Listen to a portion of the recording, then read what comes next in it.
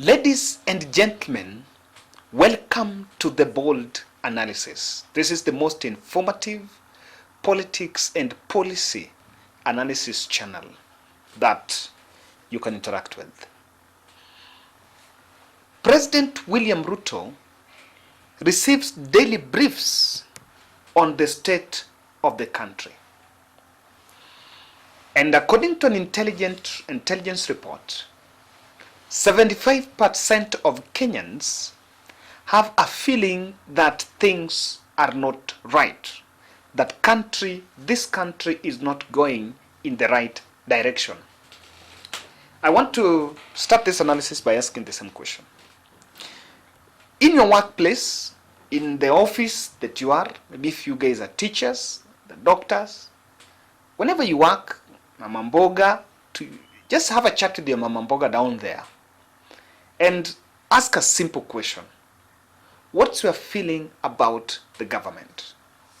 And because I'll be in a country from next week, I'll be in Kakamega, in Kisumu, I'll try to speak to some residents and just ask this same question. Just make a challenge of asking someone who is seated next to you, atoke uko gari, kwamba, do you think this country is going in the right direction? Do you think? And have two questions. It's either yes or no, 3 or too early. I'm even asking in our channel. Do you think this country is going in the right direction? And from where I am seated, President William Ruto is worried and panicked and distressed. Didimas Baraza, who is a very close ally of William Ruto, recently made a tweet, a post in his Facebook page, and was saying that watu wangu tangu ni mnichague kama MP wenyu, najua mmeboeka sana, kuna kitu nimewafanyia. Sasa nimetia salary yangu hii mwezi nitawapatia milioni 1. Sasa kila mtu akuje muone venye mtagawana. Let me tell you, Didimas Baraza was making a test post and was just sent to test what the people are feeling. From that Didimas Baraza's post, it is very open that even the political leadership is acknowledging that people are not happy. I can tell you that William Ruto's handlers are becoming worried daily by the fact that daily government is losing its popularity. And according to me, the intelligence here is things are not good. Kenyans are not happy. And from Didimas Baraza, he's saying that yes, hakuna MP mwenye mfanya kitu yoyote. Remember CDF, there was a story that CDF might be scrapped even though it's still on court. In this video, I want to tell you some of the things that I can see why this intelligence and survey, this survey that is coming from this that was published recently, is already sending shivers in State House. And what exactly went wrong? Want to look at that? Kindly subscribe to our channel, click the notification bell, and also like our video. I want to continue saying thank you for the accolades from United States of America, our fans and supporters there. We make this each and every day for you. Thank you, Benson and Mary Mahiga. I am so glad, as Mary Mahiga is government. Yes, Mary Mahiga. Thank you very much for your support there. And by there, I received the coffee. And those who also are willing to support my tour of Western Wing. Of course, some few friends are already have already come on board and are a bit supporting. I'm sharing my number there. You can just send in a bit of your support, kidogo, for logistics, accommodation here, there, as I make my tour of Western Kenya. This week from Nakuru, I'll go to Kisumu, the Western Wing.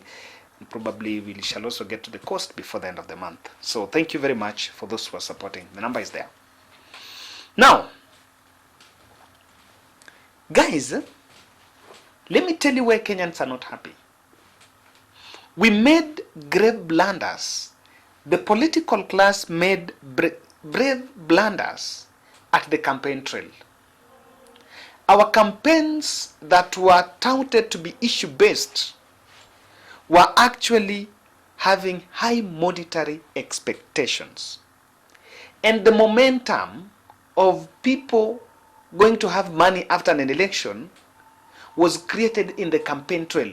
Let me tell you, if you listen to William Ruto and Raila Odinga, except Wajakoya, who had a different ideology in the ballot, this election was on the economy.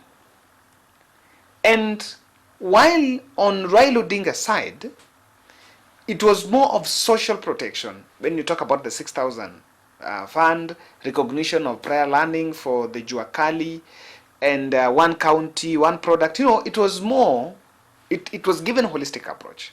But William Ruto promised hustlers money.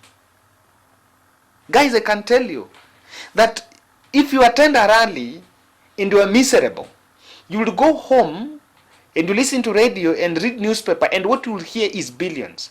Sisi tutakuja hapa, hii barabara tutatenga hii. Sisi tutafanya hii hapa, tutafanya hii. We actually told people we are going to give them money. After election, 21 days after that election, no one is having that money. In fact, we are even telling them that that money is not there. I can tell you, this statement by Rigathi Gachagua and the Kenya Kwanza team, they might be using it to create a buffer zone that government is broke. So you are telling people government is broke, we cannot reduce the prices of things, give us 3 or 4 months, we are subsidizing fertilizer, we are subsidizing on production, we cannot subsidize on consumption. We are using a lot of English and a lot of vocabulary to answer one straight question that we cannot give you the money we promised. We have created a buffer zone. And the narrative that government is broke is worrying Kenyans.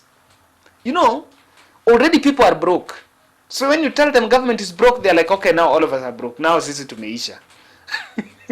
So sasa serikali imesota, sisi sasa yetu imeisha. You understand? So that kind of environment that we've created is already causing some troubles. You can challenge me on that. But you will realize that that's one of the problems that has come out, and one of the reasons why Kenyans feel things are not correct. Not even that, but look at the inflation of prices of basic commodities. Let me tell you, every single Kenyan, not every single Kenyan, but if you look at the consumption patterns, maize, rice, wheat, sugar, if you ask me, those are the basic commodities. When these 3 commodities are high, and we even now understand, there is a report that maybe Unga might reach to its record 300 shillings per 2 kg. Honestly, people are hungry. People are hungry. We are seeing people are consuming stories of drought all over in those other counties, and people are consuming those media reports. There is a lot of consumption in the media, and now let me tell you, unlike in the campaign trail where you would listen to what the media is saying and also go to social media sites and listen to what the politician is saying, now the politician is not talking. He's actually now just using corporate language to explain what they are doing. But other thing is being explained in media, the inflation of basic commodities. But I want to tell you, our elections are very divisive, and I don't know if by any means at one point we'll have an election that we will all be united after it. And if one of the things that creates this kind of environment is this, and in fact this one can end, leave alone even at the top of the presidency. Even the gubernatorial elections, there are people who wanted that person, the other person have won, MP, MCA, women rep, senator. So because of elections, democracy, our representative democracy, in its sense, is divisive. And the question of winner takes all keeps on popping up, and people feel we are not part of it. Let me tell you, direct message to William Ruto. If you want to accommodate unity and use unity, Go and sit down with Raila Odinga and ask Raila Odinga, tell me ideas on how we could implement the 6,000 pledge. And even if you may not call it Baba Care, you may not call it 6,000 pledge, but bolster that social protection. By the way, ile pesa wazee na sijui vijana na nani, the vulnerable, William Ruto should revisit it and make sure that it's streamlined and it's working. Because that's just a bit of what Raila was promising. So, because of our divisions and people feel, there are some people who subscribe to specific ideas. But now, if government is not taking keen interest on that, they feel like, oh, we've been sidelined and it seems we are not part of the order of the day. Lastly, there is silence distress in the service, on the side of service providers. I'm talking about policemen, I'm talking about teachers, I'm talking about the health workers and civil servants. In fact, this transition has created a fear. There is a fear. You don't know whether tomorrow you are going to be in the office. When you see sacking left, right, and center, security, people being sacked and people leaving offices, it creates a bit of some fear. And remember, already people feel, oh, are we going to Moi regime? Or are we back into the dark days? People fear the unknown. They don't know what really William Ruto is made of. And if you ask me, I can tell you that William Ruto is made of resilience. William Ruto is made of resilience. That's one thing I can take from him. That at the height of President Uhuru Kenyatta's reign, even when they differed, you will take it from me, William Ruto was very resilient. Not even anyone, not even me could take that kind of environment where you align, but maybe that was also cosmetic to make sure that it campaigns. Two, leave alone even these service providers and the county government workers. There are these stories. There was hawkers, their houses demolished in Bungoma. Now there's also another story from Thika where Governor Wamatangi is doing that. Now, the Hustlers feel that they have been left. Some of the things that were said at the campaign trail are not it. So we have a stressed workforce. We have a stressed police. We have a stressed nurse who has not been paid. We have a stressed teacher. Recently, I saw even the members of the clergy saying they were stressed because the CBO was not paid. And this country would need a special surgery for us to be back to track. And that's my bold.